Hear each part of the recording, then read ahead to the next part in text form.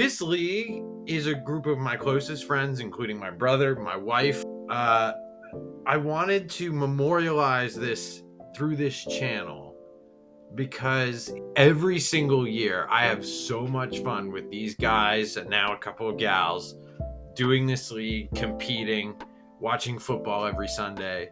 And I thought this would be a great way to add to that, but also to share the joy that we have doing this league with, the 3 or 4 people so far that have decided that this is worth their time to hang out with us.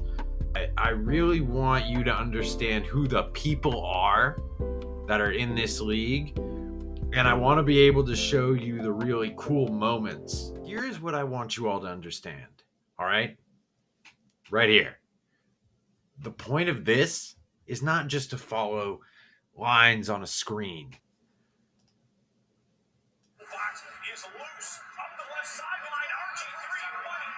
Come on, what's better than this? One game going to a win, one game going to an L. I'm having to talk over this so it's not copyright struck.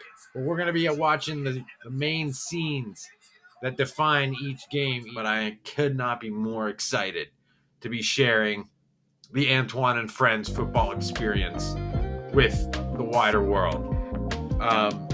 So one quick note on Division 3 before we get into this week, because I think I did a bad job of setting up the dynamics there. This division, first of all, is my division, so you should care about it. My brother, I'm a something underdog champ or whatever, he's the somewhat underdog here. He's a good person, but it's imperative that he suffer pain and humiliation every single week. Plus, we have a bunch of side bets on his performance this season, so I need him to lose.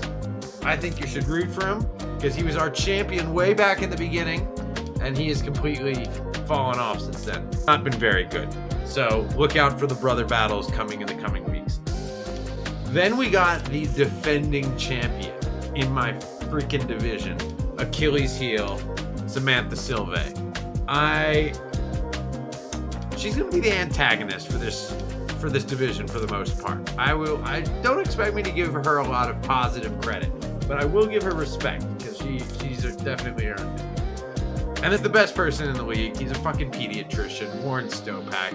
I will say, when we randomize the divisions each year, I like to have consistent rivalries, but our commissioner has decided otherwise. Wise as he is, although he still has not made a fucking schedule. I think that Warren, being a pediatrician, being someone who cares for children, though he is terrible at fantasy football, I think he's won once, but he has cultivated a reputation recently of not being so great. I actually was rooting for Will, Warren, and somebody that's going to be coming up in this video right here. So stick around to find out who that third person is. All right, now that we've gotten that housekeeping out of the way, let's jump into Division 2. Haha! Welcome. Unlike last time where I was looking down at a piece of paper like this every few seconds, this time you're going to be able to follow along with me with this handy little picture-in-picture we got going here with the 4 teams that we got that I have helpfully written down on a note card for myself so I don't need to look over too much. Mr. 666. Now, this is Simon. He is the Minnesota Vikings, Buffalo Bills, perennial loser of this league, if you will. He's been to the finals 4 times and lost all 4. Now, I did the math on that. Let's do the odds of him losing the final 4 times in a row. Wow. There was a 6% chance of him losing all 4, and he managed to do it. Let's take a look at what he's got here. CJ Stroud. I'm on Ross St. Brown. First 2 picks, fine with both of them. Rashad White. DJ Moore. DK Metcalf. Now we get into a little bit of questionability. DJ Moore, I don't love the pick. Why? Because I had him last year and I watched him blow up in exactly 1 game. What was that 1 game, you might ask? It was against the Washington Commanders. I scored 50 points within 1 week, and suddenly DJ Moore turned into looking like a wide receiver one commodity. He really never sniffed those numbers again.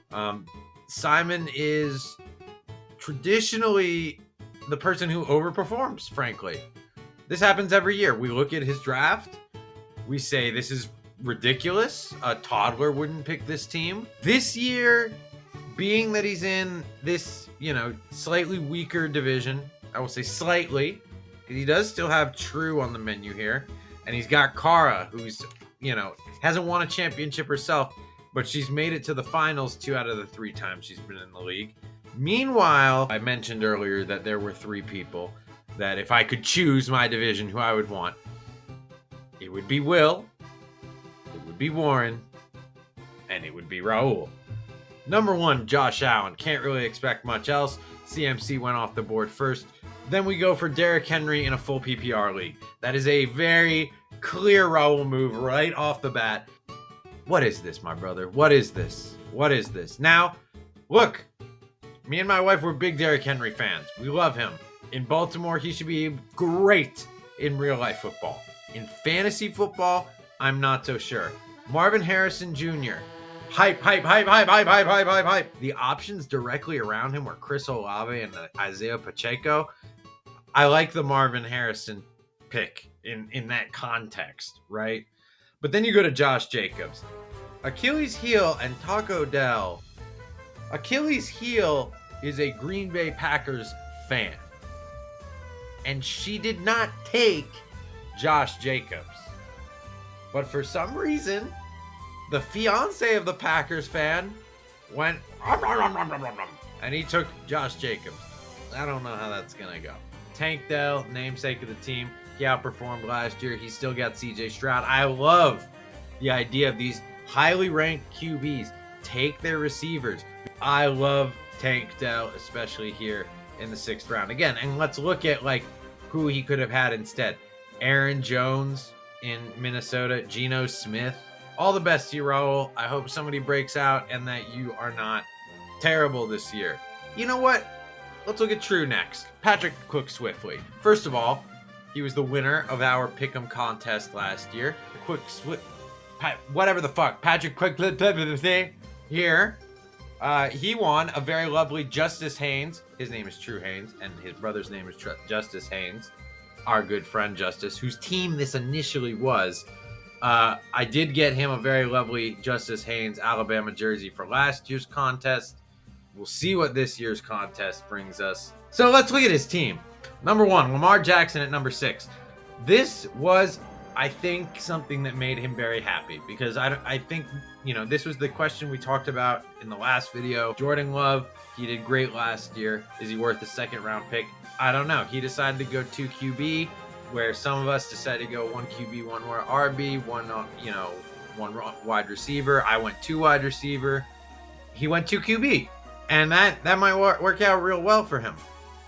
He has decided to take 2 running backs after that are in mixed situations. Kyron Williams, Devon Achane. Both of them are excellent talents, but the opportunity for dominance in the backfield is not necessarily there.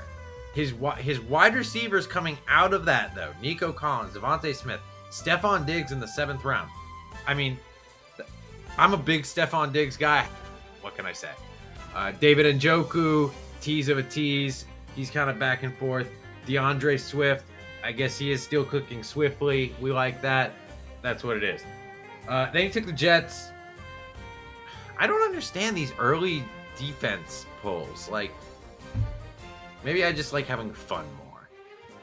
Dontavian Wicks, I don't know who you are. I'm sure you're very good. J.K. Dobbins, I know who you are, though. And I don't believe in the Dobby one. I don't. Never did. Never will. Khalil Herbert. Again, these are both just I respect the play, but you are praying for injury. Last but certainly not least, my wife, the one and only, the person who will be the hero of Division 2. I said I'm the hero of Division 3. Here's how it's going to go in Division 2. Garth Mall is going to be the hero. I'll go over her team in a second, but she's going to be the one that I am contractually obligated to say is the hero of Division 2. Patrick Cook Swiftly, he is the antagonist. He won the Pick'em contest last year. He got that sweet Justice Haynes jersey, and frankly, he's the scariest person in this division.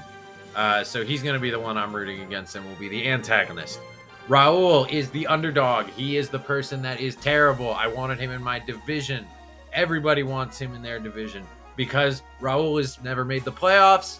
He bought like a fantasy magazine. The dude tries and fails. That's why he has earned the name Taco Dell.